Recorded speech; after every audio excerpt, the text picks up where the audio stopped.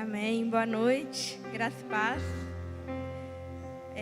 Eu queria agradecer, Reginaldo, pelo convite, pela confiança. Eu queria falar um pouquinho antes da gente. Vocês podem assentar, eu não vou ler a Bíblia agora, não. Primeiro eu quero contar o porquê que eu escolhi falar desse tema. Então, só queria contar primeiro antes da gente fazer a leitura da Bíblia. Para eu falar um pouquinho, do tema, o tema que eu vou falar hoje, eu vou falar para vocês sobre contentamento. O título da minha palavra é Contentamento, Paz e Propósito em Todas as Circunstâncias. Reginaldo, quando me chamou, ele queria que eu compartilhasse um pouco da minha vivência com a Laura. Não sei se tem alguém aqui que não me conhece. Eu sou esposa do Josiel, tenho 3 filhos. E a Laurinha é a minha mais velha. Sou mãe da Laura, da Isabela e do Matheus. A Laurinha ela tem 7 anos e ela tem paralisia cerebral. Então, ele me convidou para estar compartilhando um pouco da minha vivência com a Laura. E aí eu orei ao Senhor e o Senhor me direcionou para essa palavra, falar um pouquinho sobre contentamento. Mas eu quero contar, antes da gente entrar na palavra, eu quero contar como essa palavra nasceu no meu coração. E para eu falar sobre essa palavra, eu queria primeiro explicar para vocês o que é capacitismo. Capacitismo a gente fala que capacitismo é o preconceito que a gente tem com pessoa com deficiência. E se eu perguntar para vocês aqui, a grande maioria vai virar para mim e vai falar: eu não tenho preconceito com pessoa com deficiência. Só que se eu começar a te contar situações do seu dia a dia, coisas que a gente faz no dia a dia, a grande parte de nós vamos nos encaixar nesse preconceito com pessoas com deficiência. Por exemplo, às vezes a gente está conversando com alguém e vira e fala assim: ah, fulano, me dá esse lápis que está aí perto de você. Aí a pessoa fala assim: lápis? Que lápis? Eu não estou vendo o lápis. Tá aí, você está cego. Você está cego que você não vê? Então, quando você usa essa expressão, você está sendo preconceituoso. Porque quando você fala você está cego, você está usando um sentido negativo ali para cegueira. Então, você está sendo preconceituoso. Quando você fala alguma coisa com alguém, você vira para essa pessoa e comenta alguma coisa, a pessoa: oi, não te ouvi. Nossa Deus, eu falei alto, você está surdo? Você está sendo preconceituoso. Porque você está, de novo, dando um sentido negativo para a surdez. Quando você fala, por exemplo, fala alguma coisa para alguém e alguém não entende o que você falou, nossa Deus, está parecendo lesado. Você está sendo preconceituoso. Porque lesado é a criança que tem lesão cerebral. E, em geral, crianças com lesão cerebral têm sequelas. A minha filha ela tem lesão cerebral, ela tem paralisia cerebral por causa disso. Então você está sendo preconceituoso. Esses dias minha filha está na escola, ela estuda, e a mãe de uma das coleguinhas da minha filha postou uma foto da coleguinha com a Laura. E aí alguém foi lá e fez um comentário nessa foto. Falou assim: ai, que bonitinho, menininha, você está ajudando a coleguinha. Ela foi preconceituosa.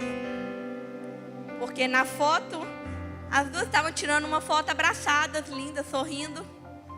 Mas para aquela pessoa que viu a foto da menininha com a Laura, ela elogiou a menininha e falou: que legal, você está ajudando a coleguinha, parabéns. Então ela foi preconceituosa. Isso é capacitismo. Então, por que eu estou falando disso? Eu não vou falar de capacitismo aqui hoje. É porque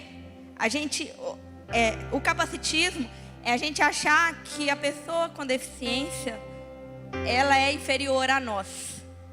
Então é só nós que podemos ajudá-la, é só nós que temos a oferecer os nossos comportamentos. Todos os dias nós somos capacitistas. E hoje, na realidade, a palavra que eu vou ministrar para vocês, ela foi inspirada na Laura. E foi ela que me ensinou o que eu vou falar para vocês hoje. A minha palavra hoje, a minha inspiração é a Laura. Então, pessoas com deficiência, elas têm tanto a nos ensinar, mas nós, com a nossa visão capacitista, de nos acharmos superiores, mais inteligentes, mais espertos que pessoas com deficiência, a gente às vezes não enxerga. A gente olha para eles e pensa que eles são coitadinhos. E na realidade, coitadinhos, muitas das vezes somos nós. Porque essas pessoas, elas têm tanto a acrescentar na nossa vida. Então eu quero contar como a Laura me inspirou essa palavra, tá? Eu pedi ao Alexander para colocar uma foto, porque eu não sei se todo mundo conhece a Laura. Eu queria que quem não conhecesse. Essa é a Laura. A Laura é a menina do sorriso mais lindo que eu já vi. Eu desconheço outra criança que tem um sorriso mais lindo que o dela. Esse já tá banguelinha, né? Tá na fase, 7 anos, trocando os dentes. Mas ela, pra mim, ela é a menina do sorriso mais lindo. E esse sorriso, ele encanta por onde ela passa. E essa mesma menina que a mãe postou a foto com a Laura, essa menininha chegou em casa e virou para a mãe e falou assim: mãe, eu gosto tanto de ficar perto da Laura. Aí a mãe dela falou para ela: ah, é, minha filha? Por quê? Porque a Laura me transmite tanta paz. Às vezes eu tô triste, eu chego perto dela, ela me dá um sorriso, ela me transmite tanta paz. Uma menininha de 7 anos falou isso para a mãe e a mãe me contou. Então essa é a Laura. Bom, e por que eu vou falar de contentamento? Por que ela me inspirou essa palavra? A Laura, antes dela nascer, né? Um pouco antes dela nascer, já existiam algumas promessas, desde quando eu era jovem na minha vida. E teve um momento na minha vida que eu fiz uma oração. Eu fiz uma oração e falei: Deus, eu estou aqui para cumprir, o teu propósito na minha vida. O seu propósito se cumpra na minha vida. Eu acho que Deus olhou lá de cima, e se agradou daquela oração e realmente, falou: não, vou cumprir o meu propósito na vida dela. E aí, depois daquilo, eu engravidei da Laura. E o Josiel, ele não morava aqui em Viçosa na época. Ele, compartilhou isso outro dia. Ele estava na época que ele morava em Juiz de Fora. Ele vinha todo final de semana. Mas toda vez que ele estava em casa, o Josiel colocava a mão na minha barriga e orava. Todas as vezes que a gente estava em casa, ele colocava a mão na minha barriga e orava. Aquele versículo lá de Jeremias, capítulo 1. Eu te escolhi muito antes do ventre da tua mãe e te designei por profeta sobre todas as nações. Essa foi a oração que Josiel fez durante toda a minha gestação sobre a minha barriga. E aí Laura nasceu, Laura nasceu, já foi direto para a UTI, um monte de problemas, um monte de intercorrências. Laura nasceu. E de lá para cá a gente veio passando por muitas dificuldades com ela, muita coisa. E no ano passado nós quase perdemos a Laura 2 vezes. A Laura não morreu porque Deus não deixou. Chegou o médico e falou assim: vamos pedir um milagre, vamos orar. A Laura não morreu 2 vezes no ano passado, em janeiro e dezembro do ano passado. A gente quase perdeu ela. E nesses momentos que ela estava lá no hospital, eu olhava para a Laura. Às vezes eu chegava lá no hospital, não ficava o tempo todo, não conseguia. Revezava com o Josiel. Quando chegava no hospital, mesmo ela muito fraca, ela muito debilitada, quando eu olhava para ela, ela sorria para mim. Aquele sorriso que vocês viram ali, ela sorria para mim. Eu nunca entendi. Eu olhava e disse: Deus, como pode? Como pode uma criança sofrer tanto? Porque no ano passado ele foi tão difícil para ela. E eu falei: Deus, como uma criança pode sofrer tanto? E o sorriso está ali. E aí Deus, ele me levou ao entendimento de que ela é uma criança muito amada. Ela é rodeada de pessoas que a amam demais, que ofertam muito amor para ela. Muito amor. Ela é uma criança muito amada. E aí Deus também me levou ao entendimento, me lembrou lá do versículo de João 3,16, que fala: porque Deus amou o mundo de tal maneira, Ele deu seu Filho unigênito, para que todo aquele que nele crê não pereça, mas tenha a vida eterna. E aí eu fui entender, né, que o amor, ele muda as situações. O amor, ele muda o nosso coração. A Laura, ela é feliz porque ela é amada. E aí eu comecei a pensar, eu comecei a refletir. Falei, gente, nós também somos filhos amados de Deus. E por que nós não somos contentes, nós não exercemos esse contentamento diante de situações difíceis? Muitas vezes a gente murmura, a gente não consegue exercer esse contentamento se nós somos esse filho amado que Deus entregou o seu filho para morrer por nós. Então, eu comecei a pensar e comecei a refletir sobre isso. Refletir sobre contentamento. Como alcançar o contentamento. Como encontrar paz no meio da dificuldade. Como agradecer grato ao Senhor no meio dos problemas, das dificuldades. E foi aí que essa palavra nasceu no meu coração. Inspirado na Laura. Inspirado nas dificuldades dela. Mas sempre feliz. Sempre com um sorriso no rosto. Porque ela é uma filha amada. Nisso, olhando para a vida da Laura, né? A Laura é uma das coisas que a Laura me ensinou, gente. A Laura me ensina tanta coisa todos os dias. Todos os dias. A gente não, né? Por isso que eu falei sobre capacitismo. A gente pensa que é só nós que temos a oferecer para eles. Não. Na verdade, eu acho que eles têm muito mais a nos oferecer do que nós para eles. Muito mais. Eles têm condição de nos salvar, libertar nossas almas. Eles são capazes. Então foi baseado nisso aí. E aí, juntamente com isso aí, eu refleti nessa palavra. Eu também comecei, durante esses dias, os últimos 15 dias, ser bombardeada com diversas notícias ruins, notícias tristes de mães com filhos com deficiência. Uma amiga chegou perto de mim. Essa menininha, ela tem 6 anos, ela me ligou, Cris, a minha filha, ela vai precisar fazer uma cirurgia no quadril, porque ela está com luxação no quadril. Ela tem paralisia cerebral também. Uma outra mãe chegou perto de mim, me ligou, me mandou mensagem no Instagram. Falando, Cris, essa menininha, acho que ela tem 11 meses. Ela não tem 1 ano de vida ainda.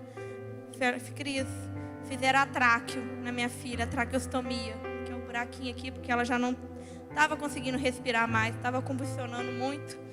E aquilo comprometeu a parte respiratória e ela teve que fazer a traqueostomia. Uma outra mãe também me mandou mensagem também, tudo nos últimos dias.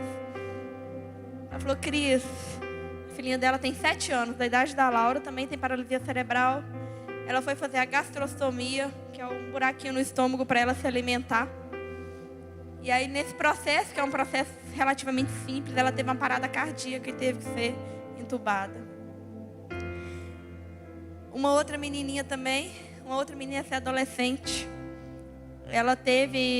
ela contraiu um vírus e esse vírus deixou ela com deficiência. E aí a mãe vem batalhando aí, né, muitos anos com ela.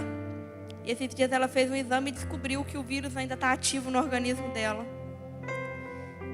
E aí esse vírus está ativo no organismo dela, ela vai ter que fazer quimioterapia.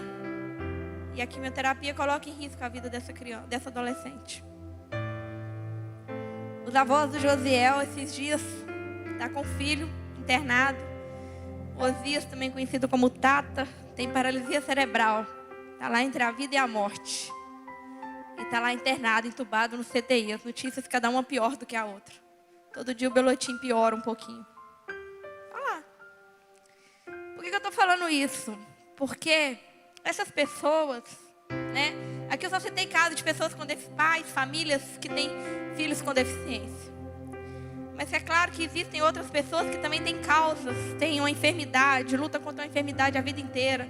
Tem pessoas, né, que tentam ter um filho e não conseguem. Tem pessoas que lutam no casamento. Todo mundo tem uma dificuldade. E às vezes tem dificuldades que elas são dificuldades que elas, né, aos olhos humanos não tem jeito. Minha filha, se não for um milagre na vida dela, ela não vai andar, ela não vai falar. Para a medicina, ela não vai andar e ela não vai falar.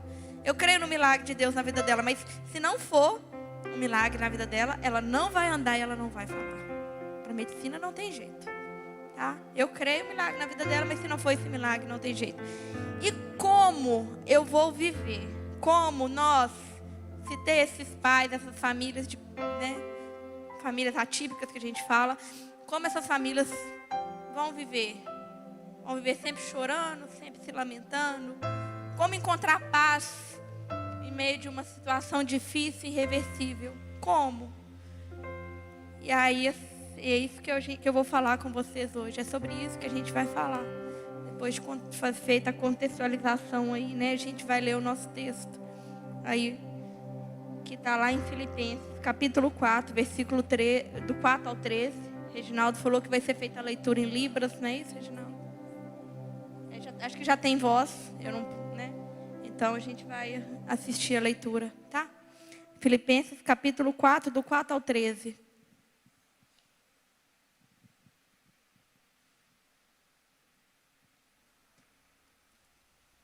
Filipenses, capítulo 4, versículos de 4 a 7. Alegrai-vos sempre no Senhor. Outra vez direi, alegrai-vos. Seja conhecida diante de todas as pessoas a vossa bondade. Perto está o Senhor. Não estejais ansiosos por coisa alguma.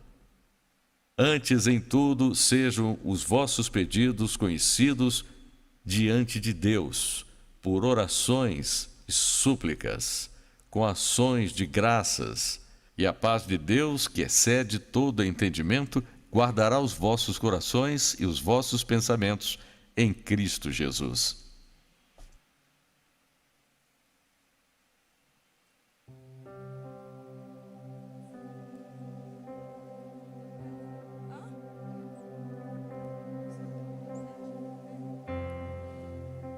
Capítulo 4, versículos de 8 a 9.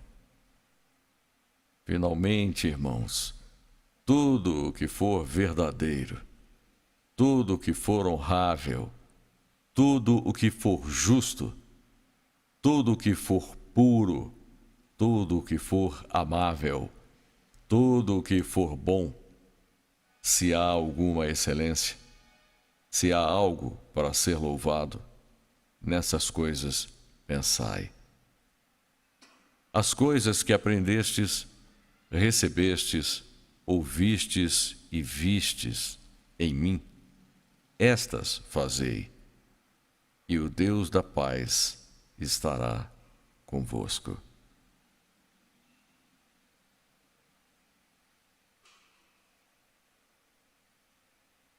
Filipenses, capítulo 4, versículos de 10 a 14. Alegro-me grandemente no Senhor, porque agora, finalmente, renovastes o vosso cuidado por mim, embora anteriormente estivestes pensando em mim, não houve oportunidade para que vós me ajudasseis. Não digo isto por estar em necessidade, pois aprendi a estar contente em todas as circunstâncias. Sei o que é estar pobre e também sei o que é ter abundância. De todas as formas e em todas as coisas, aprendi o segredo de como estar em fartura ou em escassez, em abundância ou em necessidade. Posso todas as coisas naquele que me fortalece. Contudo, fizestes bem em compartilhar comigo em minhas dificuldades. Amém. Senhor Jesus, quero te louvar, Pai, e te agradecer por esse momento que estamos aqui para falar da Tua palavra, Senhor. Eu me coloco diante de Ti, Senhor. Que não seja eu, mas que seja o Senhor, através da minha vida, Pai, a ministrar em nossos corações, Senhor. Eu te louvo, Pai, e te agradeço por essa oportunidade, Senhor. Desde já te peço, fale aos nossos corações, em nome de Jesus. Amém.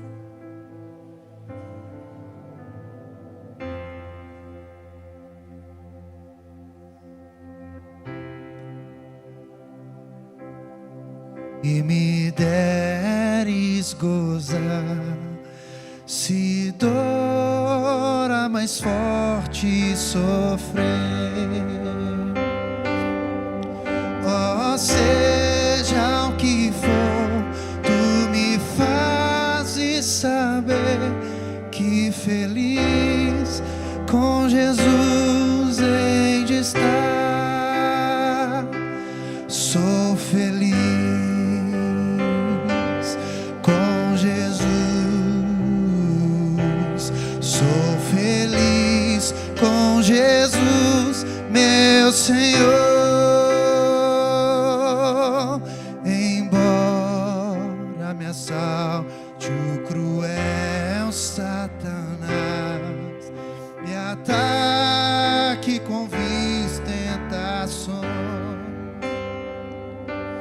oh, sim, certo estou, mesmo em tais provações, em Jesus acharei força e paz. Sou feliz com Jesus. Sou feliz com Jesus, meu Senhor. Jesus, meu Senhor, ao morrer sobre a cruz, livrou-me da culpa e do mal. Salvou-me Jesus, ó mercê sem igual. Sou feliz e hoje vivo na luz. Sou feliz com Jesus. Sou feliz com Jesus, meu Senhor. Ó vida, eu anseio do meu Salvador. Em breve virá me buscar. Então lá no céu para sempre morar, com remido na luz do Senhor. Sou feliz com Jesus. Sou feliz com Jesus, meu Senhor. Sou feliz com Jesus. Sou feliz com Jesus, meu Senhor. Sou feliz com Jesus, meu Senhor.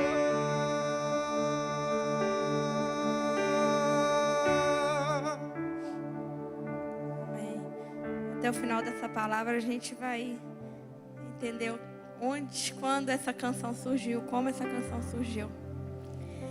É o livro de Filipenses, a gente acabou de ler aí, capítulo 4, do versículo 4 ao 13, né? Foi escrito pelo apóstolo Paulo. Paulo, ele estava preso em Roma quando ele escreveu essa carta. E o livro de Filipenses, a carta de Filipenses, ela é conhecida como carta da alegria. E aí, esse apóstolo Paulo, que escreveu essa carta, né, conhecida como para expressar sua alegria com a igreja de Filipe aí, ele estava preso em Roma. Ele escreveu uma carta alegre e ele estava preso. E esse apóstolo Paulo, se a gente for olhar a trajetória dele aí, ele sofreu muitas coisas. Ele foi perseguido lá em Damasco. Ele foi rejeitado em Jerusalém. Ele foi esquecido em Tarso mais de 10 anos, no anonimato ali. Foi apedrejado em Listra. Ele foi preso em Filipos. Foi açoitado, escorraçado em Tessalônica, enxotado em Bereia, chamado de tagarela em Atenas, chamado de impostor em Corinto. Enfrentou feras em Éfeso, foi preso em Jerusalém, foi acusado em Cesareia, foi picado por uma cobra em Malta, chegou em Jerusalém preso, algemado. E aí você olha para esse cara que pregou tanto a palavra de Deus para os gentios. A gente olha para a vida desse homem e fala assim: tem alguma coisa errada acontecendo aí, né? Seu Paulo, desiste aí do seu ministério, porque está acontecendo alguma coisa errada. Porque olha o tanto de coisa, né, que esse homem passou. Só que Paulo, quando ele olha para as adversidades da vida dele, ele fala que tudo isso foi para que a glória de Deus se manifestasse. Tudo isso foi para a igreja, né? Para que houvesse o progresso da igreja. Tudo existia um propósito para que Paulo tivesse passado por tudo isso. E ele passa por tudo isso. Paulo, quando ele escreve essa carta aos Filipenses, ele estava preso em Roma. Eu queria só voltar lá nos versículos, no finalzinho aí, quando ele fala até o 13 aí, do versículo, se eu não me engano, do 10. O capítulo 4, ele vai estar sempre falando para nos alegrarmos, né, para sermos gratos ao Senhor. E lá do 10 ele fala, né? Alegro-me grandemente no Senhor, porque finalmente vocês renovaram o seu interesse por mim. Aqui ele estava agradecendo, porque a igreja de Filipe estava ajudando ele com ofertas. De fato, vocês já se interessavam, mas não tinham oportunidade para demonstrá-lo. Não estou dizendo isso porque esteja necessitado, pois aprendi a adaptar-me a toda e qualquer circunstância. Quando ele fala a toda e qualquer circunstância, é alguém que foi perseguido, enxotado, apedrejado, tudo. Sei o que é passar necessidade e sei o que é ter fartura. Aprendi o segredo de viver contente em toda e em qualquer situação. Seja bem alimentado, seja com fome, tendo muito ou passando necessidade. Tudo posso naquele que me fortalece. Repetindo o versículo 13. Tudo posso naquele que me fortalece. Paulo, quando ele fala esse versículo, tudo posso naquele que me fortalece, muita gente tem uma visão errônea desse versículo, porque as pessoas pensam, né? Meu pai mesmo, quando se converteu, ele gostava muito desse versículo. Ele fez um quadro e botou na casa dele lá assim, esse versículo: tudo posso naquele que me fortalece. Filipenses 4, aí versículo 13, estava lá estampado na sala da minha casa esse versículo. Esse versículo aqui, Paulo, ele está dizendo que tudo posso suportar, porque eu tenho um Deus que ele me sustenta, um Deus que me ampara. É isso que Paulo estava dizendo. Ele não estava falando que você pode conquistar todas as coisas. Poder até pode, mas não é isso que ele queria dizer. Ele queria dizer que tudo ele pode suportar. Ele posso ser injuriado, posso estar preso, posso passar necessidade, posso estar passando por uma enfermidade, posso estar passando por qualquer coisa. Mas eu tenho um Deus que ele me fortalece, que ele me sustenta a passar por tudo isso. Essa é a mensagem que Paulo estava deixando ali nessa carta, no versículo 13 aí de Filipenses. Essa é a mensagem de Paulo. E Paulo, ele era um homem que a gente pode falar assim, mas era Paulo, né? Não, Paulo era um homem como nós, que ele tinha as dificuldades dele. Lá em 2 Coríntios, capítulo 12, do versículo 7 ao 9, vai falar do espinho da carne de Paulo, que diz o seguinte: para impedir que eu me exaltasse por causa da grandeza dessas revelações, foi-me dado um espinho na carne, um mensageiro de Satanás para me atormentar. 3 vezes roguei ao Senhor que o tirasse de mim, mas ele me disse: minha graça é suficiente para você, pois o meu poder se aperfeiçoa na sua fraqueza. O poder de Deus se aperfeiçoa na nossa fraqueza. Então Paulo, ele tinha as dificuldades dele. Ele tinha esse espinho na carne que ele orou ao Senhor e pediu que ele fosse tirado, mas não foi tirado da vida dele, para que ele não se exaltasse, não se glorificasse. A Bíblia não fala o que é esse espinho na carne na vida de Paulo, mas existia uma dificuldade na vida de Paulo, mas para que ele entendesse que ele tivesse totalmente a dependência em Deus, que o poder de Deus se aperfeiçoa na fraqueza dele, na dificuldade dele. Isso se aplica nas nossas vidas. O poder de Deus, ele se aperfeiçoa na nossa fraqueza, na nossa dificuldade, no momento de aflição. É o poder de Deus que nos sustenta e que nos mantém de pé. Então, falando agora um pouquinho do que é contentamento, então. Paulo, ele vai nos ensinar sobre contentamento. E o que é isso? O que é estar contente? Contentamento é a capacidade da gente encontrar alegria, paz independente de qualquer circunstância. Independente de qualquer circunstância, a gente tem que ter a capacidade de confiar em Deus, de entregar as nossas dificuldades, entregar os nossos problemas, independente de qualquer situação. Não depende de circunstância. A nossa alegria em servir ao Senhor, ela não pode estar baseada em circunstâncias. A nossa alegria em servir ao Senhor, ela independe disso. A paz que habita dentro do nosso coração, ela tem que habitar sempre. Na alegria, na tristeza, a gente precisa estar em paz com o Senhor. Entender que Ele é o dono de todas as coisas. Ser grato a Ele, aceitar que a vontade dEle para nossas vidas, ela é boa, ela é perfeita e ela é agradável. A gente precisa aceitar isso nas nossas vidas. Aceitar que Deus, Ele tem um propósito na nossa vida para que a gente possa, para que o propósito dele se cumpra através da nossa vida, o nome dele possa ser glorificado. Que a gente possa ter, então, satisfação e confiança nesse Deus que a gente serve, para ser grato, mesmo nos momentos difíceis. A gente poder orar ao Senhor: Senhor, eu sou grato, Senhor, eu te agradeço. Eu não entendo por que eu passo por isso, eu não entendo, mas o Senhor sabe. O Senhor sabe de todas as coisas. O Senhor sabe porque alguém tem aquela enfermidade que não tem cura. O Senhor sabe porque aquela mãe que clama por um filho e ele não vem. O Senhor sabe, porque que temos crianças, filhos com deficiência. O Senhor sabe de todas as coisas. E a gente tem que aprender a ser grato e confiar, entregar de verdade o nosso coração nas mãos dele, a nossa vida de verdade nas mãos dele. E descansar que Ele tem sempre. Deus, Ele nunca perdeu o controle de nenhuma situação. Deus, Ele tem sempre o controle de todas as coisas. E Ele é um Deus de provisão. A Laura, quando ela nasceu, algumas coisas o Judeu até chegou a comentar. Então, ele pregou aqui outro dia na conferência de jovens. Ele chegou a comentar. Quando eu engravidei, ele estava em Juiz de Fora. E Laura, quando ela nasceu aqui em Viçosa no dia 15 de abril. Já tinha 3 anos que o Josiel estava fora e ele passou no concurso aqui em Viçosa. Ele tomou posse aqui em Viçosa no dia 15 de abril, uma sexta-feira à tarde. A Laura nasceu no dia 16 de abril, 3h20 da manhã. E já nasceu, já foi direto para a UTI.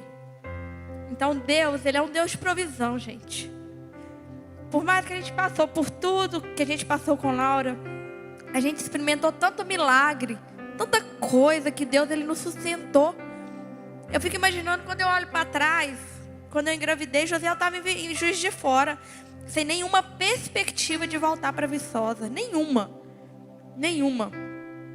E de repente, porta se abriu, ele passou no concurso aqui, conseguiu voltar para Viçosa. E ele tomou posse, nós vivemos no dia 15 de abril, gente. 15 de abril. O reitor foi lá e assinou a posse dele. No dia 16 de abril, a Laura nascia. Com todas as dificuldades, com todas as deficiências, todos os problemas com que ela nasceu. Então Deus, Ele é um Deus de provisão. Ele permite a gente passar por certas situações, mas Ele nos sustenta. Se precisar, Ele nos toma no colo. Mas Ele nos sustenta. Ele nos dá a provisão, sempre. Nunca vai deixar faltar a provisão.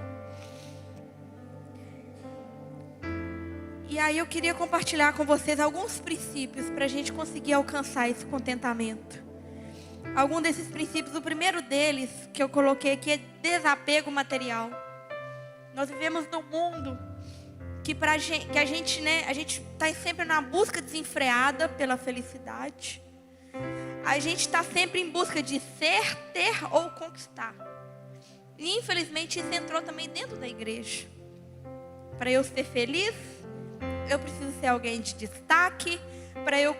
Eu preciso conquistar uma boa posição. Eu preciso ter dinheiro, eu preciso ter fama, eu preciso ter amigos, eu preciso conquistar bens financeiros, eu preciso conquistar um bom emprego. A minha felicidade, ela está baseada nisso. É isso que o mundo hoje tem pregado. Eu tenho visto isso entrar dentro da igreja. gente fala, né? Esse evangelho raso tem entrado. Não falo aqui da CBPAD, na igreja como um todo, no geral. Esse evangelho, né, tem entrado dentro das igrejas e as pessoas têm vivido frustradas. Porque elas vêm para a igreja e elas querem ser felizes. E aí, né, elas esquecem, né, que Jesus nos disse que no mundo nós teremos aflições. Que mandou a gente ter força, mandou a gente ter bom ânimo, porque a gente vai ter aflições. Então a gente tem que começar a entender começar com esse desapego material, pela conquista, pela busca dessa felicidade. Porque quando a gente começa essa corrida, né, por essa busca desenfreada por felicidade, e se não for? E se você não tiver? E se você não conquistar? Você vai viver frustrado? Você vai viver triste? Você vai ficar com raiva de Deus por causa disso? E se você for? E se você tiver, você conquistar tudo que você quer? Você acha que essa busca desenfreada ela vai acabar? Não, o vazio vai continuar existindo dentro de você, porque se a gente continua com esse apego material, a gente vai continuar buscando coisas materiais para nossas vidas. Enquanto a gente tiver esse apego material, a gente vai continuar buscando e tendo, né, essa insatisfação dentro de nós. Vai estar sempre faltando algo. Se eu não tenho, se eu não conquisto, se eu não sou, eu estou triste, eu estou frustrado. Se eu tenho, se eu conquisto, se eu sou, vem um vazio, porque você olha para aquilo tudo que você conquistou e você pensa, e agora? Eu quero mais. Porque bens materiais, quando você pega, quando você conquista aquilo ali, daqui a pouco você acostuma e daqui a pouco você quer mais das coisas. Então, essa busca desenfreada por isso, por essas coisas, por felicidade, baseada em coisas, em ter, ser e conquistar, se a gente continua vivendo isso, vai vir a frustração. Vai vir a frustração de se você não tiver, ou vai vir a frustração também se você tiver, porque aquilo não vai te satisfazer. Então essa busca está errada. A gente buscar felicidade em coisas, isso está errado. A gente tem que buscar alegria, contentamento, não é em coisas. Quando a gente busca satisfação e contentamento em coisas materiais, sucesso ou relacionamento, é um caminho fútil e insatisfatório. A gente vai estar sempre querendo mais, querendo outras coisas. Isso não vai nos satisfazer. Nós estamos aqui para vencer o mundo, não para vencer no mundo. A gente está aqui para vencer o mundo, não para vencer no mundo. Isso aí pode ser consequência. Existem promessas de vida bem-sucedida na nossa vida. Só que a nossa vida não está baseada em coisas, em bens financeiros. Vida bem-sucedida em Deus é a vida abundante em Cristo. Não é uma vida recheada de bens materiais. O versículo 13 de lá de Filipenses que eu falei, tudo posso naquele que me fortalece. Não é sobre conquistar tudo que nós queremos. É sobre ter força para a gente suportar tudo que vier sobre a nossa vida. Tudo, coisas boas e coisas ruins, mas a gente ter força e ter a nossa confiança baseada em Deus, não em coisas, não em bens materiais. Paulo, quando ele fala sobre o seu espinho na carne, quando ele fala sobre isso, Deus, quando ele ora pedindo para Deus tirar o espinho na carne, a resposta de Deus para ele foi o seguinte: Paulo, a minha graça te basta. A minha graça te basta. O meu poder se aperfeiçoa na sua fraqueza. Cristo nos basta. Cristo é suficiente na nossa vida. Cristo é suficiente. É tudo que nós temos e Ele é tudo que nós precisamos. É Cristo. Ele é suficiente. A graça dele sobre as nossas vidas nos basta. É Ele que nos sustenta. É Ele que nos ampara. É Ele que está conosco. É Ele, é Cristo sempre. Ele é suficiente. Foi Deus que deu o seu Filho amado lá na cruz para morrer por nós. Ele é suficiente para nós. A gente tem que entender que nós somos filhos amados. Eu falei que a Laura é filha amada, né? Nós somos filhos amados de Deus. Então a gente tem que aprender a se alegrar nisso, se alegrar que nós somos filhos amados de Deus. A outra coisa que eu trouxe para a gente falar sobre contentamento, foco no presente. Ansiedade, gente, é excesso de futuro. Reflita sobre o que te causa ansiedade. Excesso de futuro. Você fica pensando nas coisas do futuro e fica pensando nisso o tempo todo e a ansiedade vai te consumindo. E aí eu pergunto para você, às vezes a gente fica tão ansioso com tanta coisa. E aí isso vai resolver, vai mudar alguma coisa? Não. Isso vai acontecer na sua vida, aquilo que você está ansioso, vai acontecer na sua vida? A grande maioria também não. Então a gente tem que aprender a lidar com a nossa ansiedade, com o excesso de futuro. Esse excesso de futuro é porque às vezes a gente não confia em Deus. A gente fala que confia, mas a gente não confia em Deus. Às vezes o evangelho, a teoria dele é mais fácil do que a prática. A gente fala muita coisa, a gente canta. Se a gente parar para refletir o que a gente está cantando, a gente canta tanta coisa e a gente não põe em prática aquilo que a gente canta. Porque às vezes colocar em prática é muito mais difícil, né? A Bíblia tem vários ensinamentos, né, sobre que a gente tem que acreditar em Deus, que a gente tem que esperar em Deus, que a gente tem que confiar em Deus. Mas amanhã a gente já está lá preocupado com as coisas do dia a dia, com a conta, com a saúde. Eu vivia muito preocupada com a Laura, muito preocupada. Quando veio todos os diagnósticos da Laura, tudo que ela, né, enfrentaria pela frente, eu tinha muita preocupação. Eu tinha preocupação se ela ia para a escola. Eu tinha preocupação como ia ser quando ela crescesse, se ela ia ter amigos. Porque a gente percebe, a Isabela, o Mateus, eles têm muitos amigos. Às vezes as pessoas, todo mundo quer brincar com eles. E às vezes a Laura, todo mundo às vezes tem medo de se aproximar. Às vezes não sabe como reagir, mas às vezes a Laura está lá no cantinho dela sozinha e os meninos, a Isabela e o Mateus, cheios de amigos. Então, são preocupações que vinham na minha cabeça. E aí, quando ela for mocinha, como vai ser? E quando ela crescer, como vai ser? E eu vivia preocupada com isso. Uma vez o médico da Laura, um dos médicos que ela passou, um médico muito renomado de Belo Horizonte, falou que a Laura era um dos piores casos que já tinha passado na vida, na mão dele. E aí, beleza, né? Depois de... Aí eu parei de ir nesse médico, fui em outro médico. E aí, quando eu fui nesse outro... ela fez um tratamento. A gente conseguiu ter a remissão da síndrome de West que ela tinha. E aí, um dia, ele veio aqui em Viçosa dar uma palestra na UFV, esse médico. E eu fui lá ver ele, né? Vou lá ver o médico. E aí, quando terminou a palestra, eu cheguei perto dele e falei assim, doutor... A Laura, ela teve a remissão da síndrome de West. Ela não tem mais crise convulsiva. Ela teve a remissão e tal. Aí ele virou para mim, ela está com quantos anos?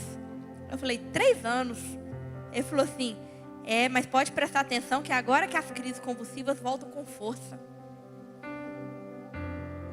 E aquilo foi um balde de água fria sobre minha cabeça. Eu já nem ia nele mais. A Laura já nem consultava com ele mais. Então... A minha cabeça, ela vivia cheia de preocupações. Ai, meu Deus, vão voltar as crises convulsivas. Ai, meu Deus, como que vai ser na escola? Ela vai sofrer preconceito. E eu fui alimentando aquilo, foi me consumindo. A ansiedade foi me consumindo. Eu falei, eu tenho que parar com isso. Eu não posso viver assim. Se eu viver assim, eu vou morrer antes da Laura. Aqui agora, que eu não vou poder cuidar dela. Na verdade, realmente eu vou morrer antes da Laura, em nome de Jesus. Que nenhuma mãe nasceu para enterrar filho, não, pelo amor de Deus. Mas eu fiquei assim, não, eu vou morrer agora aqui, não vou poder cuidar dela. Se eu ficar com essas preocupações, às vezes são coisas que não vão acontecer. Eu comecei a tratar isso na minha vida, tratar essa ansiedade, esse excesso de futuro de e se? E como será? E eu comecei a tratar isso na minha vida, porque isso estava me consumindo. Me deixando maluca, preocupada. E uma coisa interessante, né? Eu sempre falei que eu tinha muito medo dela ir para o ensino fundamental. Ela está no ensino fundamental. E a gente tem experimentado coisas tão lindas com ela lá naquela escola. Mas tão lindas. Deus tem feito tanta coisa bonita através da vida da Laura naquela escola. A gente tem recebido tanto amor, tanto carinho com a Laura. Eu chego com ela na escola e todo mundo conhece a Laura. Todo mundo. Eu não conheço ninguém. Mas eu chego lá, todo mundo, oi Laura, oi Laura. E a Laura, ela tem um coleguinha que ele me espera todos os dias na porta do elevador para levar ela para a sala. Todos os dias. O dia que eu atraso, ele tá lá esperando na porta do elevador. Na hora que eu vou embora, às vezes eu atraso para pegar ela lá, ele faz a mãe dele esperar eu chegar, porque ele também quer levar a Laura até o elevador. Todos os dias. E eu tenho visto o cuidado de Deus com a vida da Laura na escola. Eu lá atrás, eu estava preocupada em como seria quando a Laura fosse para a escola. Ela tem uma professora que se desdobra para fazer tudo por ela. Tudo. E eu lá atrás, eu estava preocupada como ela seria tratada pela professora. Entende que às vezes a ansiedade na nossa vida, a gente sofre por bobeira, a gente sofre à toa. E aí esses dias, depois de eu entender a importância da gente controlar isso, essa ansiedade nas nossas vidas, outro dia eu estava conversando com uma amiga minha e ela me perguntou, né, ô Cris, como é que você vai fazer com a Laurinha quando ela se tornar mocinha, né? Você vai querer atrasar o ciclo menstrual dela, alguma coisa assim? Eu falei, eu não estou preocupada com isso agora. Eu nem sei se vou estar viva até lá. Eu não estou preocupada com isso agora, não. Isso aí a gente deixa para depois. A gente pensa, não, quando chegar a gente pensa. Quando chegar a gente conversa com o médico vai me instruir. Mas no momento eu não estou preocupada com isso. Porque eu tive que aprender a controlar isso na minha vida. Esse excesso de futuro. Porque, né, muitas das vezes a gente sofre por bobagem, né? É umas preocupações que não vão acontecer. Então a gente não precisa se preocupar. Lá em Filipenses, capítulo 4, versículo 6, fala o seguinte: não andem ansiosos por coisa alguma, mas em tudo, por oração e súplicas e com ação de graça, apresentem seus pedidos a Deus. Irmão, se é algo que te preocupa, apresente a Deus. Senhor, está nas suas mãos, cuida. Cuida para mim. É teu, cuida. Não tem pessoa melhor para cuidar para você do que Deus. Você pode ter certeza que Ele vai cuidar. Ele vai fazer aquilo que for melhor para você. Ele vai cuidar. Você não precisa se preocupar. Você não precisa ficar ansioso. Foco no presente, irmão. Olha para o presente. Esquece um pouco desse futuro, que talvez ele nem vai acontecer na sua vida. Jesus pode voltar hoje, amanhã, e nós irmos morar com Ele no céu e você está sofrendo à toa. Tem um escritor famoso, ele morreu, né? Em homenagem a ele, eu trouxe várias frases dele aqui. Ele morreu esses dias. Um escritor cristão, Timothy Keller, Tim Keller, famoso Tim Keller, que ele fala o seguinte: Deus olha para o ansioso e diz: eu rasguei meu filho em pedaços por você. E você ainda tem medo que Ele não lhe dê aquilo que você precisa. Não aquilo que você quer, mas você ainda tem medo que Ele não te dê. Ele pegou o filho dele para morrer por nós. Seu filho amado para morrer por nós. E você ainda tem medo. Ansiedade também é medo, gente. Medo de não acontecer, medo de não ter, medo de não ser. É medo, e você ainda tem medo de que Ele não dê aquilo que você precisa, que você necessita. A gente precisa aprender a confiar mais, descansar mais em Deus. A gente sofreria muito menos se a gente descansasse mais em Deus. Entender que Cristo nos basta, que Cristo Ele é suficiente na nossa vida. É isso que nós precisamos. A gente precisa entender que Ele nos basta. Ele é suficiente. A graça dEle nos basta. Outra coisa que a gente precisa, lá em Mateus capítulo 6, 33, fala o seguinte: buscai primeiro o reino de Deus e as suas justiças, e todas as outras coisas vão nos ser acrescentadas. Então a gente tem que buscar, descansar, confiar, entregar tudo para Ele. A gente precisa entender a nossa identidade em Cristo. A gente não entende, talvez a gente não sabe da nossa identidade em Cristo. Por isso que a gente vive confuso, perdido, buscando felicidade em coisas. E a gente não entende a nossa identidade em Cristo. O que é identidade? A gente nasce no Brasil, né? E aqui no Brasil a gente tem fatores culturais, sociais, a gente tem a nossa língua. E quando a gente vai vamos lá para outro país, a gente tem dificuldade ali para se adaptar, porque a nossa identidade foi formada aqui no Brasil. A gente formou aqui, ela foi sendo construída aqui no Brasil. E aí quando a gente vai para outro país, a gente tem dificuldade, porque a gente tem a nossa cultura, a gente tem a nossa língua, a gente tem os nossos valores, e que é totalmente diferente em outro país. Então, se você vai para outro país, você tem que construir uma nova identidade ali naquele país. A nossa identidade em Cristo, ela não é conquistada, ela já é recebida. Lá quando Cristo ele morreu por nós, entregou por nós, Deus ele deu o seu Filho para morrer por nós. Ele nos deu uma identidade de filho, uma identidade de filho amado. E Deus ele nos deu isso. A gente precisa entender que nós somos filhos de Deus e que temos um Pai amoroso que Ele cuida, que Ele ama, que Ele zela por nós. A gente não pode esquecer da nossa identidade de filho amado. Romanos capítulo 8, do versículo 38 a 39. Pois estou convencido de que nem a morte, nem a vida, nem anjos, nem demônios, nem o presente, nem o futuro, nem qualquer poderes, nem altura, nem profundidade, nem qualquer outra coisa na criação será capaz de nos separar do amor de Deus que está em Cristo Jesus. Nada será capaz de nos separar do amor de Deus. Nada. Nós somos filhos amados dele e nada tem o poder de separar e tirar isso de nós. Nada. A nossa identidade em Cristo, ela não foi conquistada. Ela foi recebida. Nós recebemos a nossa identidade em Cristo Jesus. Nada tem poder de tirar isso de nós. Nós não precisamos fazer nada para receber esse título de filho amado. Nada. Não dependeu de nós. Nada. Gálatas capítulo 2, versículo 20.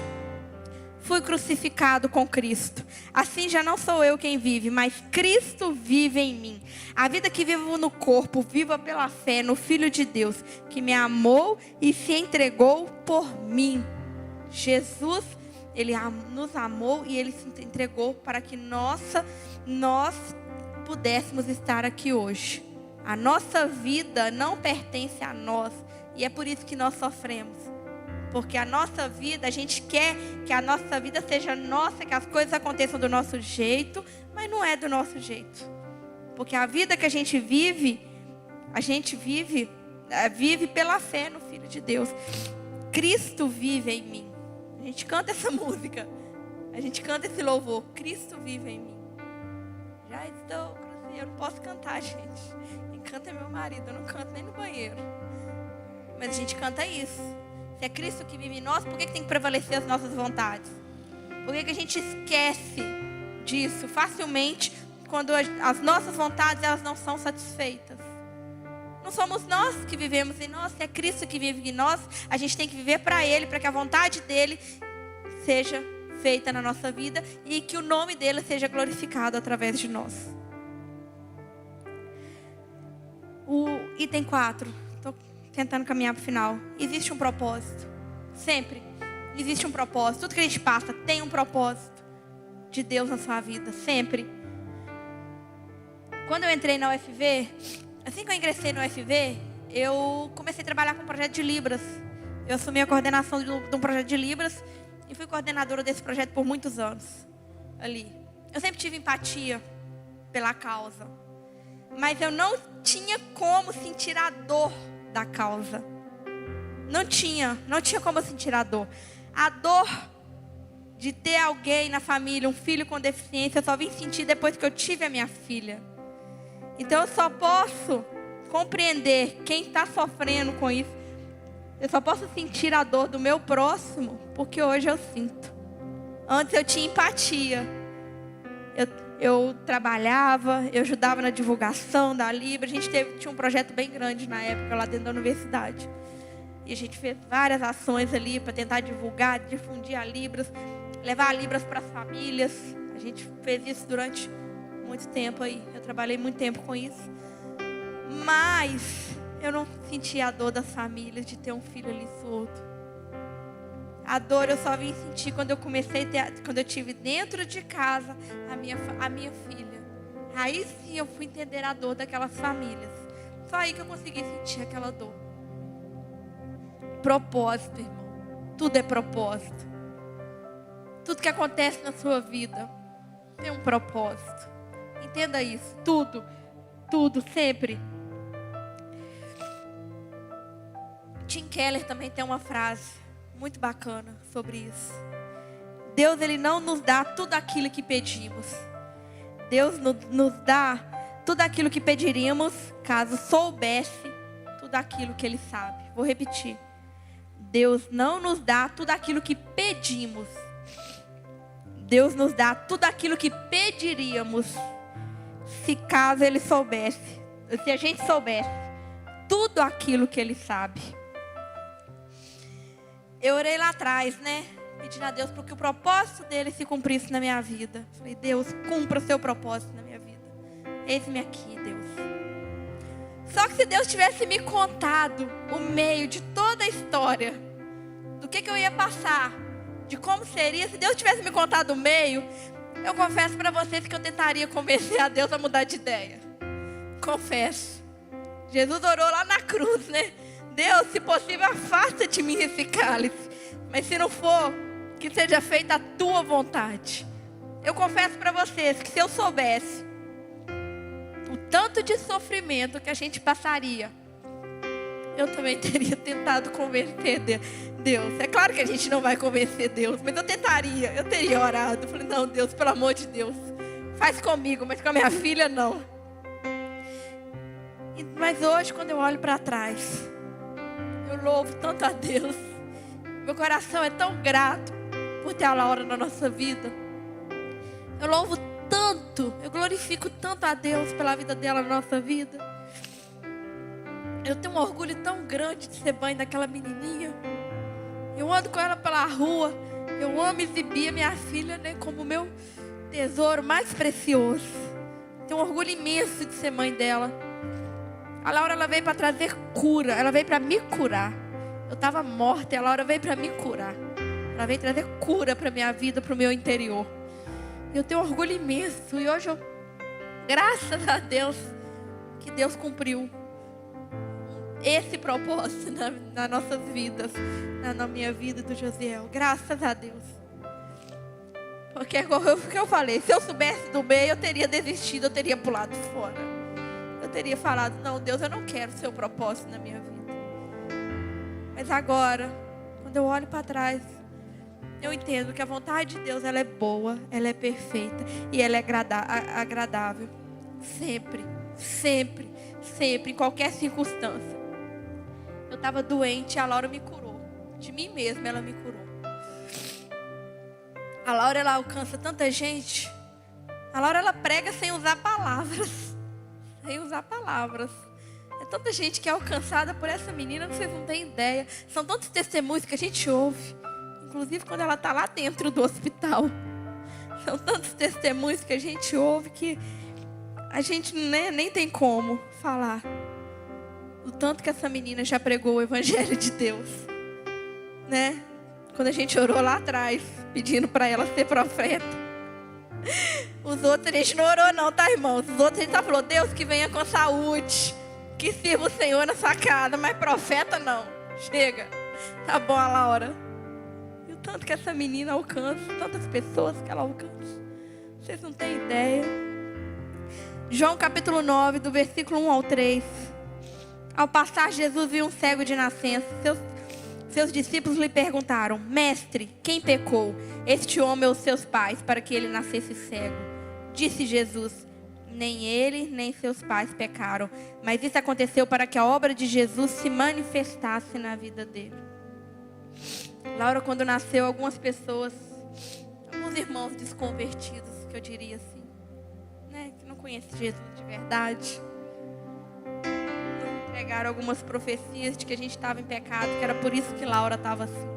Por isso que a gente deveria nos arrepender dos nossos pecados. Ô, gente, somos tão pecadores, né? Sempre. Eu não creio num Deus que vai punir a minha filha porque eu sou uma pecadora. Eu não creio nesse Deus. Não é essa Bíblia que eu estou lendo. Aqui a gente acabou de ler sobre a vida de um cego que nasceu de nascença. Ele nasceu cego, né? Desculpa. E ali Jesus ele responde: não foi seus pais que pecaram. Tudo isso aconteceu para que o nome de Deus fosse glorificado. Para que a obra de Jesus se manifestasse na vida dele. Então que a obra de Jesus ela se manifeste através da vida da Laura. Se é para isso que ela nasceu, se é para glorificar o nome de Deus, nós vamos glorificar o nome de Deus. Quinta coisa, satisfação. Ser contente é estar satisfeito, é estável, mas não indiferente. Contentamento não é uma forma acomodada de enxergar a vida. É confiar que mesmo nos dias difíceis, Deus ele está conosco no controle de todas as coisas. E Ele nos ajuda a suportar todas as dores. Josiel compartilhou aqui também outro dia sobre no final do ano, quando nós tivemos que correr com a Laura para o hospital com pneumonia. E aí eu vou contar rapidamente a oração que eu fiz dentro do carro. Quando a gente correu com ela para o hospital, quando eu botei o oxímetro no dedo dela, começou 39, oxímetro, saturação. Tem que ser maior que 90. O ideal é maior que 90. Quando eu coloquei no dedo dela, 39. Aí 38. Eu comecei a falar: amor, tá caindo a saturação. E eu senti a Laura desfalecendo no meu braço. Ela foi amolecendo. E eu senti ela desfalecendo. E naquela hora, eu lembrei do ano tão difícil que a Laura teve. O ano passado ela se internou muito, muito. E eu lembrei muito do ano. Como foi difícil o ano dela. E eu fiz a oração mais difícil da minha vida dentro do carro. Foi a oração mais difícil que eu pude fazer. Eu falei: Deus, eu não aguento mais ver minha filha sofrer assim. Eu não aguento. Eu não sei o que o Senhor quer. Se o Senhor quiser recolhê-la, levá-la para o Senhor, o Senhor leve. Mas não deixe ela sofrer mais assim. Eu não aguento. Eu não aguento ver ela sofrer assim mais, Deus. Eu não entendo por que ela está passando por tudo isso. Se o Senhor quiser levá-la, eu não vou segurar mais. Mas não deixe ela sofrer mais, Deus. Quando eu terminei essa oração, o oxímetro só caiu. 37, 36. E eu comecei a cantar. Só veio aquela música: porque Ele vive. Pode cantar. Comecei a cantar. Porque Ele vive. Posso crer no amanhã. Porque Ele vive. Temor não há. Eu fui cantando essa música ali. E eu entreguei ela nas mãos de Deus. E resumindo a história, ela já foi contada aqui outro dia pelo Josiel. Quando ela chegou no hospital sem vida. A médica falou pra mim assim: Cris, vocês chegaram exatamente na hora certa. Quando ela chegou aqui, ela não tinha mais pulsação, ela não tinha mais batimento cardíaco. Vocês chegaram no exato momento. A gente foi tentar baixar veia nela para colocar a sedação. A gente não achou, a gente resolveu entubar assim mesmo. Nós entubamos ela. E quando a gente estava entubando ela, ela voltou. Mas vocês chegaram aqui com ela sem vida. E aí eu lembrei da oração que eu entreguei ela para Deus lá no carro. Falei: Deus, faça a tua vontade na vida dela, mas que ela não sofra mais. E a partir dali ela se recuperou e graças a Deus ela está bem, feliz. Vocês viram ali na foto, como há muito tempo não estava bem, ela está bem. Para a honra e glória do nome dele. Em dias difíceis a gente tem que chorar. A gente tem que chorar a nossa dor. Porque às vezes assim, ser contente é ser acomodado. Quer dizer que eu não posso chorar minha dor? Pode, deve. Eclesiastes capítulo 3 fala que existe um tempo determinado para todas as coisas na nossa vida, inclusive tempo de chorar, tempo de sorrir, tempo de chorar. A gente sim deve chorar. O que a gente tem que ter é paz no nosso coração, de que Deus Ele está cuidando, de que Deus Ele está guardando, de que Deus Ele tem o controle de todas as coisas, sempre. É isso que a gente tem que ter guardado no nosso coração. Momento de dor, permita-se chorar sim, você tem que chorar sim. A gente está lá vendo a mãe lá do Osias, do tio do Josiel lá, ela não derrama uma lágrima, a gente está muito preocupado com ela. Porque a gente sabe que ela está sofrendo. Tem um tempo de chorar, a gente precisa chorar. E a gente tem que, chorar, mas descansar, confiar que Deus, Ele está cuidando de todas as coisas. E por fim aí, última coisa, gratidão. A gente tem que sempre expressar gratidão a Deus. O contentamento ele está enraizado na gratidão e na aceitação da vontade soberana de Deus. O problema maior é esse, a gente não aceita a vontade soberana de Deus. A gente deve ser grato sempre e saber que Deus ele está no controle de todas as coisas. Nossa alegria em servir, ela tem que independe das circunstâncias. Porque já pensou, hoje eu estou triste, eu não vou servir ao Senhor. Hoje eu não posso servir ao Senhor porque eu estou passando por uma dificuldade. Aí a obra de Deus ela vai parar porque você está triste, porque você está chateado. Não, a obra de Deus ela tem que continuar. Você sabe, nessas horas, sabe o que você tem que fazer? Você tem que olhar para trás e lembrar de tanta coisa boa que Deus fez na sua vida. Você tem tanto motivo para ser grato ao Senhor em todo o tempo, mesmo no momento de dificuldade, de aflição. A gente tem motivo para ser grato o tempo todo. A gente tem que parar de ficar assim, coitadinho de mim, e começar a pensar: Deus, eu te agradeço. Deus, eu sou grato por tudo isso. Deus, eu te agradeço porque mesmo nesses momentos de dificuldade, eu sinto a tua mão me segurando, me guardando, me protegendo de todo mal. A obra dele não para, o seu amor ele é incondicional. Sempre, sempre, mesmo nós não sermos fiéis, mesmo a gente não, amando, não servindo a ele, não nos entregando de verdade, o amor dele é incondicional, não está condicionado a isso. A gratidão, ela cura as mais profundas feridas da nossa alma, quando a gente é grato. 2 Coríntios, capítulo 7, 17 e 18. Pois os nossos sofrimentos leves e momentâneos estão produzindo para nós uma glória eterna, que pesa mais do que todos eles.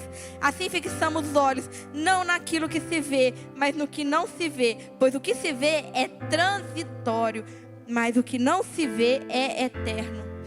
A gente tem que olhar nesses momentos difíceis, a gente tem que olhar para o céu.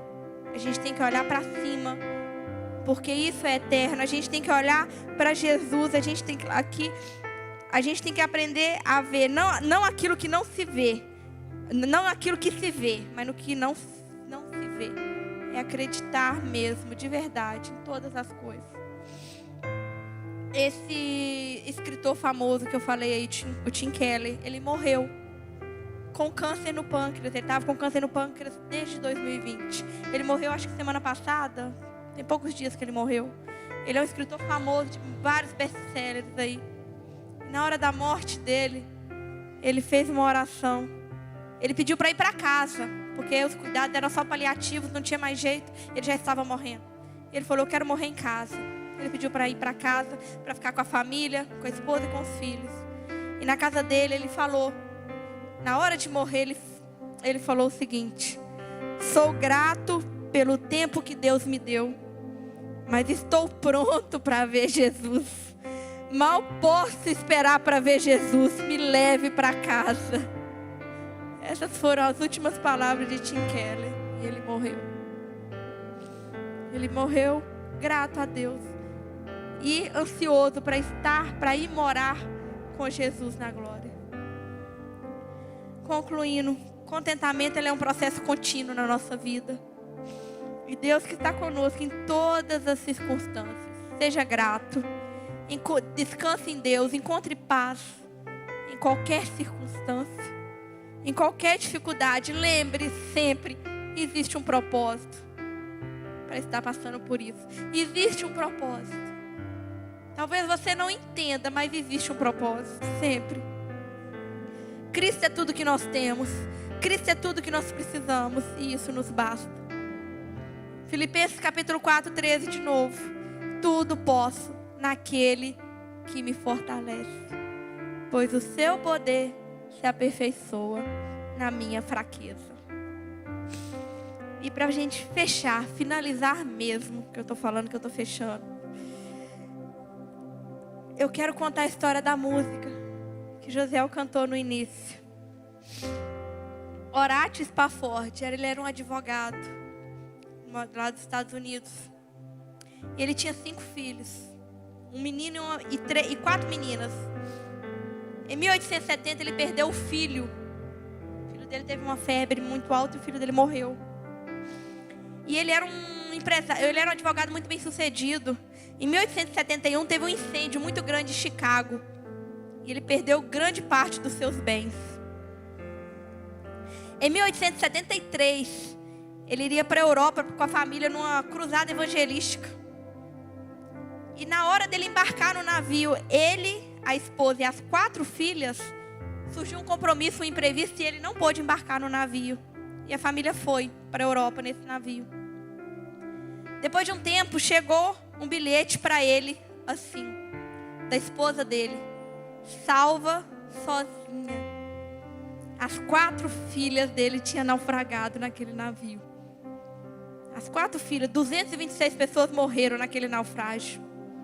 Quando ele recebeu aquele bilhete, aquele recado falando, salva sozinha, aquele homem pegou o navio na mesma hora e foi se encontrar com a sua esposa. E aí ele foi se encontrar com a sua esposa, e no momento que estava passando no local do naufrágio, falaram para ele: foi aqui que o navio naufragou com as suas filhas. Aquele homem emocionado, ele saiu daquele lugar, foi para sua cabine e começou a escrever essa canção. Eu vou ler a letra da canção para vocês. Se a paz, a mais doce, me deres gozar, se dor, a mais forte sofrer, ou seja o que for, tu me fazes saber que feliz com Jesus hei de estar. Sou feliz com Jesus, sou feliz com Jesus, meu Senhor. Embora me assalte o cruel Satanás e ataque com vis tentações, ó sim, certo estou, em tais provações, em Jesus acharei força e paz. Sou feliz com Jesus, sou feliz com Jesus, meu Senhor. Jesus, meu Senhor, ao morrer sobre a cruz, livrou-me da culpa e do mal, salvou-me. Jesus, ó mercê sem igual, sou feliz e hoje vivo na luz. Sou feliz com Jesus, sou feliz com Jesus, meu Senhor. A vinda eu anseio do meu Salvador, em breve virá me buscar. Então lá no céu vou para sempre morar, com remido na luz. Sou feliz com Jesus, sou feliz com Jesus, meu Senhor. É um homem que tinha acabado em 3 anos, ele perdeu o filho, perdeu quase todos os seus bens materiais e perdeu as 4 filhas. Esse homem sentou e escreveu essa canção tão maravilhosa, dizendo que ele é feliz com Jesus, independente da dor que ele passar. A gente tem muito a aprender, muito, muito a aprender. Entendam que tudo nós podemos naquele que nos fortalece.